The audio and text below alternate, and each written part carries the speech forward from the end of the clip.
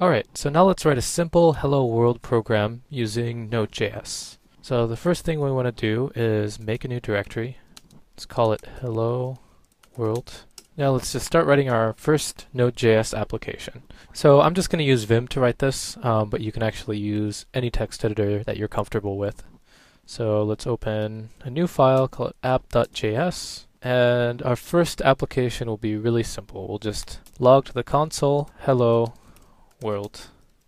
So now the way we run this is we say node and give it the name of our application, and it prints out hello world. Okay, so this is looking good. It's our first application, but now let's make an actual web server with this.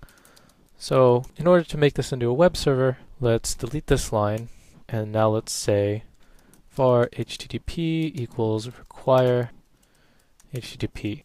So HTTP is actually built into Node.js. It's a library, and what we're doing up here is we're saying we need to use this library, require HTTP, and store a reference to this library in the variable HTTP.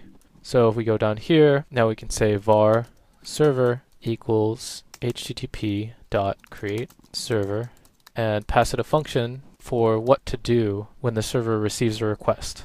And we get a response object as well. So when our server receives a request, the request will be in the first argument, and the object for handling the response will be in the second argument.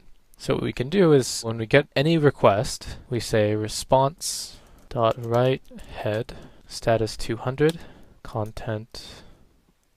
Okay, so first we set this to set some metadata about our response. Then after we've done that, we actually send the response by calling response.end and send hello world.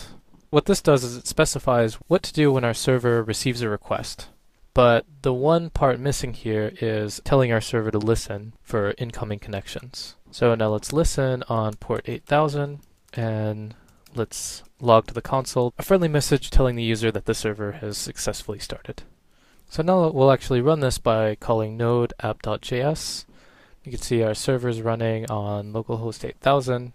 So what we can do now is we can go to our browser and we type localhost 8000 and we get hello world. So that is the first example of using Node.js to write a simple server. Notice we use the HTTP library, but actually Node.js allows you to interact with the client on a number of different levels. And if you wanted to, you could actually just open a raw TCP connection and interact that way. For this course, we'll actually be using a framework called Express. So that's one level above HTTP and actually handles a lot of the routing and details of HTTP for us. Alright, so those are the basics of setting up a simple server running on Node.js.